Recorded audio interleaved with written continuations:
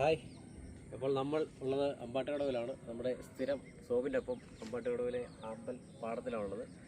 മൊത്തം ആമ്പലാണ്. അതുപോലെ മല്ലരിക്കല പോലെ തന്നെ അമ്പാട്ടുകടവും ആമ്പൽ വസന്തമാണ്. നിങ്ങൾക്ക് കോട്ടയത്ത് നിന്ന് വളരെ പെട്ടെന്ന് തന്നെ അമ്പാട്ടുകടവ് എത്തിച്ചേരാം. പുതുപ്പള്ളിയിൽ നിന്ന് 3 കിലോമീറ്റർ എത്തിയാൽ അമ്പാട്ടുകടവ് എത്താം.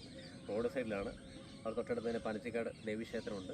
അപ്പോൾ വന്നു കഴിഞ്ഞാൽ സോപ്പിനെ രാവിലെ വിളിച്ചാൽ 6 തൊട്ട് 9 വരെയാണ്. അപ്പോൾ രാവിലെ ഒരു 6-6:30 എത്തുന്നതായിരിക്കും നല്ലത്. അല്ല സോപ്പിൻ 6:30 എത്തുന്ന കഴിഞ്ഞാൽ നല്ല ക്ലൈമറ്റാണ്. കാരണം ഈ പച്ചപ്പ് നിറഞ്ഞ തെങ്ങിൻ്റെ ഈ വ്യൂ ഇതെല്ലാം കൂടെ കൂടുമ്പോൾ അമ്പാട്ടുകടവ് ഒരു പ്രത്യേക ഒരു സൗന്ദര്യമാണ്. നമ്മൾ ഈ മൊബൈൽ ക്യാമറയിൽ കാണുന്നതിനേക്കാളും നമുക്ക് നേരിട്ട് കാണുന്ന ആ ഭംഗി ഒരിക്കലും പറഞ്ഞ് അറിയിക്കാൻ കഴിയില്ല.